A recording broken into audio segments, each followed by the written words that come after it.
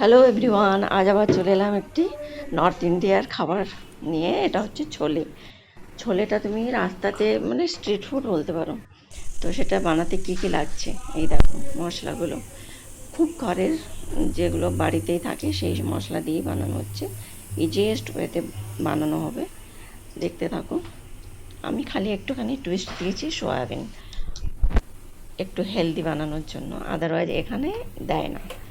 তো তেলটা প্রথমে গরম করে নিলাম, তার মধ্যে জিরে দিলাম।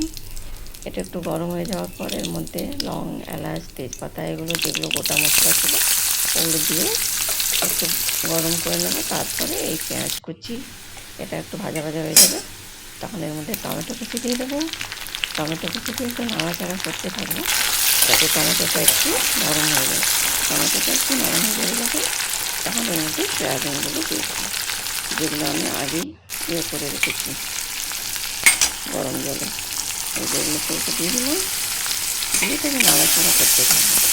এর মধ্যে এই সব মশলাগুলো দেবো, নুন, হলুদ, জিরে গুঁড়ো, ধনে গুঁড়ো, চিলি পাউডার। এই কটা জিনিসই লাগবে। ছোলে মশলা হয় তো সেটা দিতেও পারো, নাও দিতে পারো, এটাও কোনো কম টেস্টি হয় না। তো গরম মশলার গন্ধটাও বেশ ভালো লাগে। এইভাবে এটাকে নাড়াচাড়া করতে থাকি।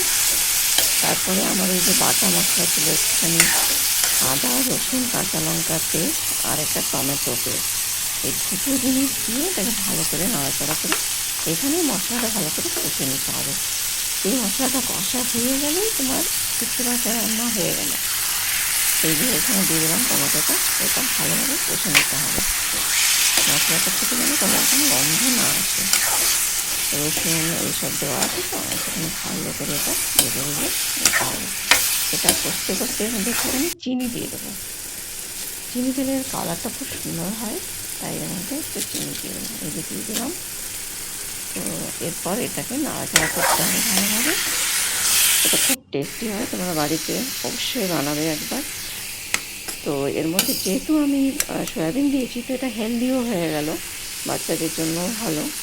এটা রাতের খাবারে বানাতেই পারো, রুটির সাথে, পরোটার সাথে, আর কুলচে বানালে তো কথাই নেই। তো যাই হোক, আজকে এইটুকুই বানাবো। তো এটাকে গরম করে নিলাম, একটু সিদ্ধ সিদ্ধ হয়ে যাবে যখন, মাখা মাখা ব্যাপারটা, তখন এর মধ্যে আমি গরম মশলা দিয়ে দেবো। আর বাকি আমার একটুখানি বাটার ছিল, যেটা দেখালাম, ওই বাটারটা আমি এর মধ্যে 3-4 টুকরো দিয়ে দেবো। এই যে বাটার ছিল এটা দিয়ে দেবো। এটা দিলে আর একটু সুন্দর হয়ে যায়, টেস্টটা একটু বেড়ে যায়। আর এই যে কাঁচা পেঁয়াজ ওপর থেকে একটু দিয়ে দেবো, আর একটু গ্রেড করা পনির দেবো, যেটা আমার পনির মানে তোমরা পনির বলো, আমার এখানে যেহেতু সবসময় আমাকে এই ভাষাতেই বলতে হয়, পনির বলি। তোমাদের হয়তো ভালো লাগে না। পনির দিলাম ওপর থেকে, দিয়ে গার্নিশিং